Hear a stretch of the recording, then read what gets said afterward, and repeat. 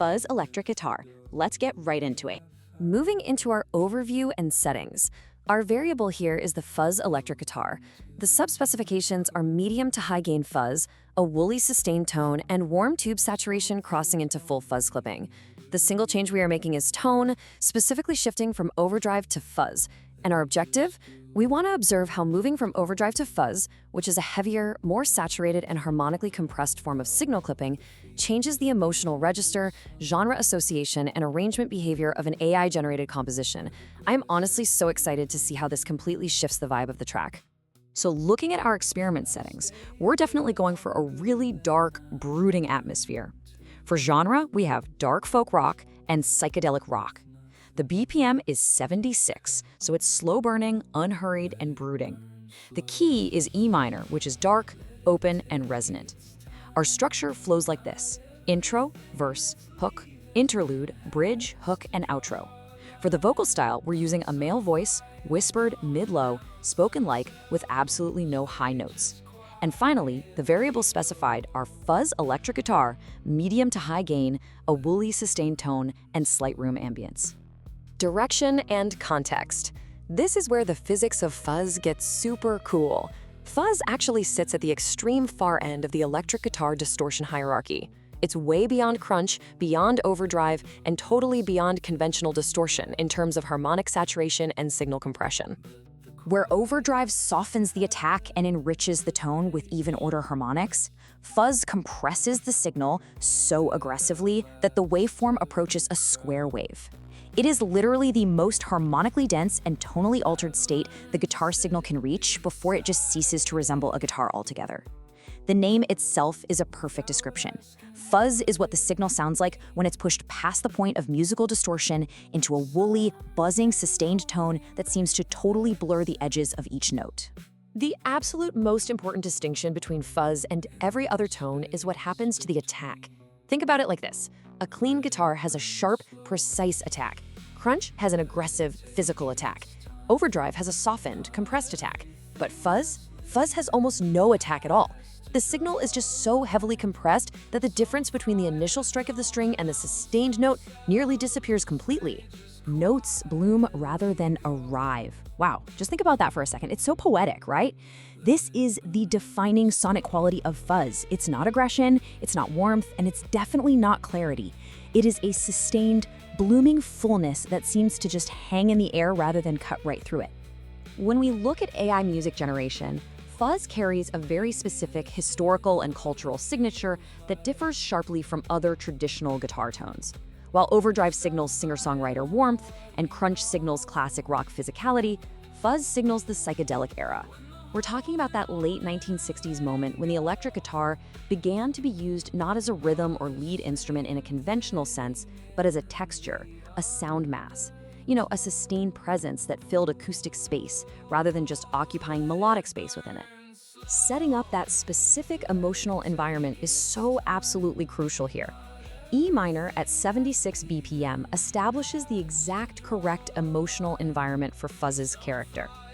E minor is the darkest and most resonant of the natural minor keys for a standard-tuned electric guitar. The open low E string provides this foundation that sympathetically reinforces the sustained fuzz tone, creating a natural drone quality beneath whatever melodic or chordal content sits above it. And at 76 BPM, the arrangement moves slowly enough for the fuzz tone's bloom and sustain to be heard in full. If the tempo were faster, it would compress the space between notes way too much for fuzz's characteristic sustain to be perceived as a quality rather than just as density. Okay, moving on to the instrument profile for fuzz. Fuzz is the most extreme form of signal clipping in conventional electric guitar practice.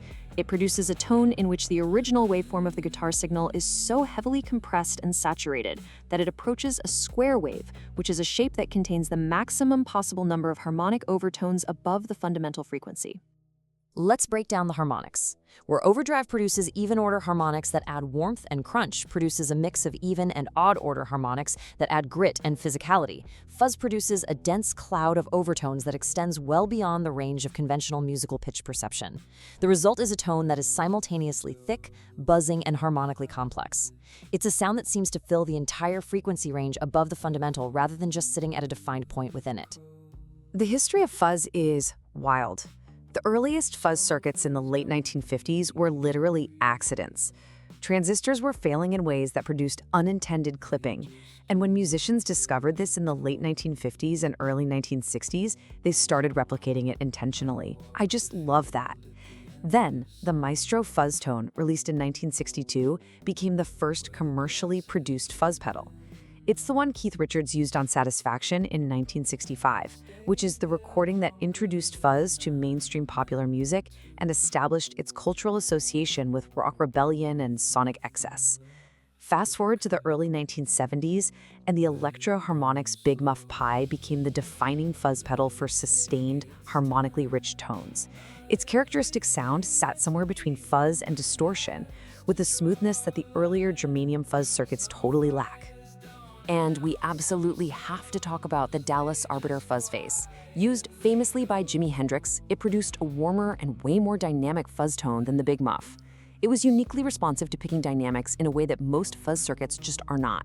It produced a cleaner tone when played softly, and then unleashed a full fuzz bloom when played firmly. So cool. Naturally, in AI music generation, fuzz is heavily associated with psychedelic rock, shoegaze, garage rock, and the lo-fi aesthetic. These are all genres in which sonic saturation and tonal density are used as actual compositional elements, rather than merely as performance techniques.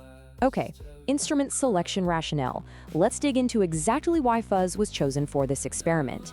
It was selected because it represents the absolute peak of the tonal arc, taking us on a journey from transparency all the way to maximum saturation. This tonal arc is so fascinating. Step 1. Clean. Establishes the baseline. It's the guitar signal in its most transparent state.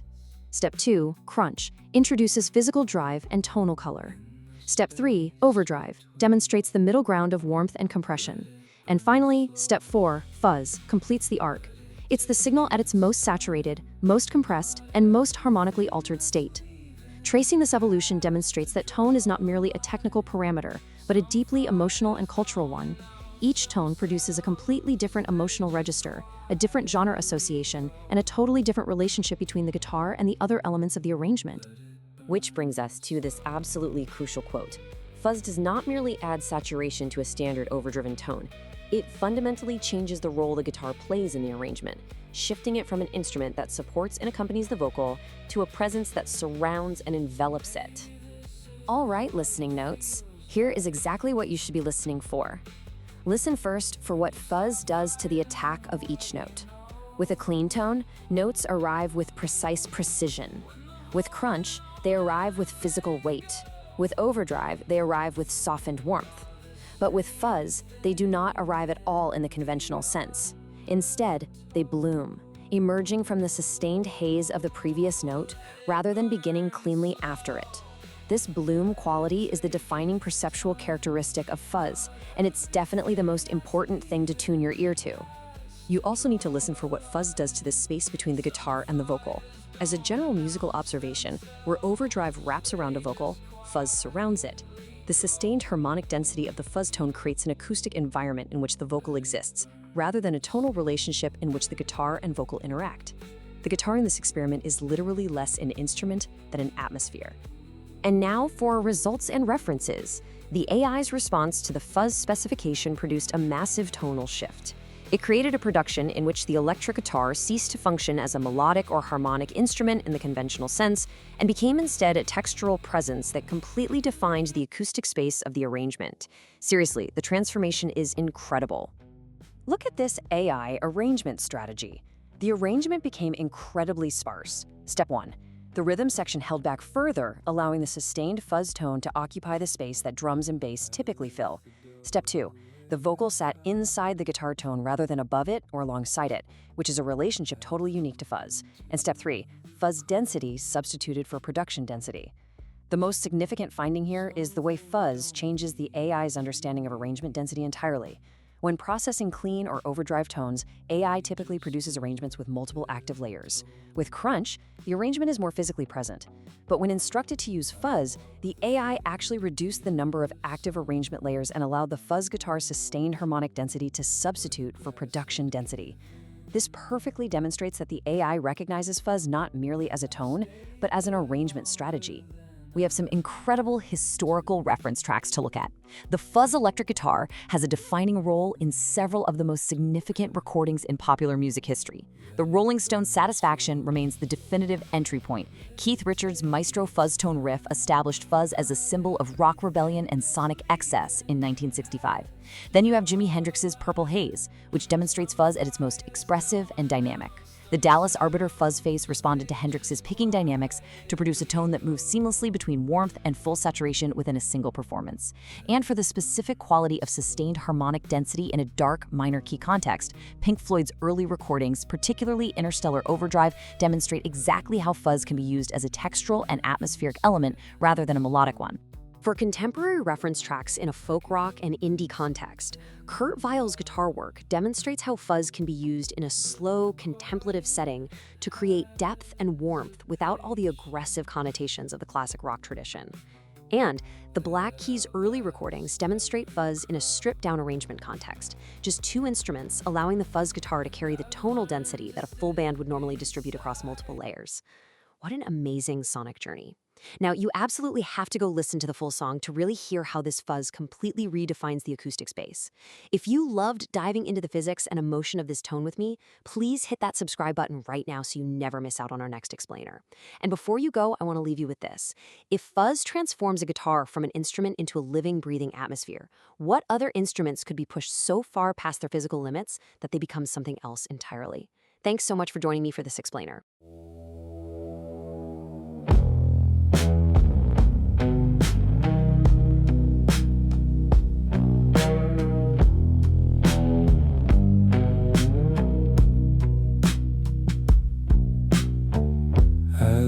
The door the way I found it, half open to the cold. Some things don't need a reason, they just do what they're told. I walk the field at the end of summer, the grass had given up, and I stayed there longer than I meant to, with nothing left to cut. Let it burn slow, let it take its time. Not everything that's leaving has to draw a line. Some fires don't announce themselves, they just quietly go. Let it burn slow.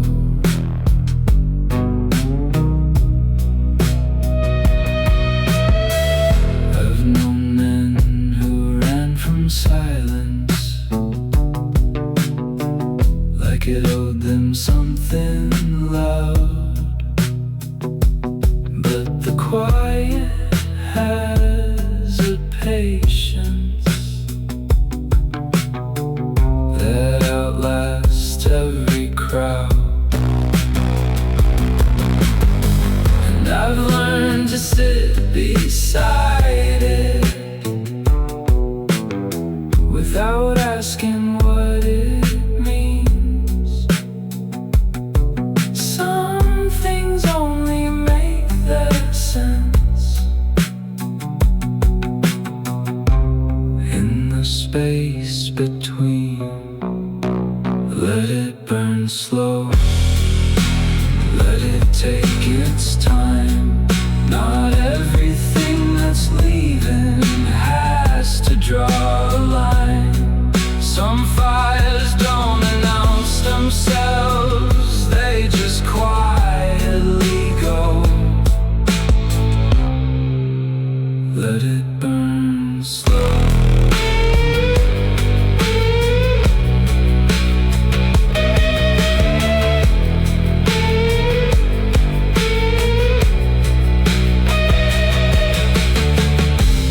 Maybe this is what it feels like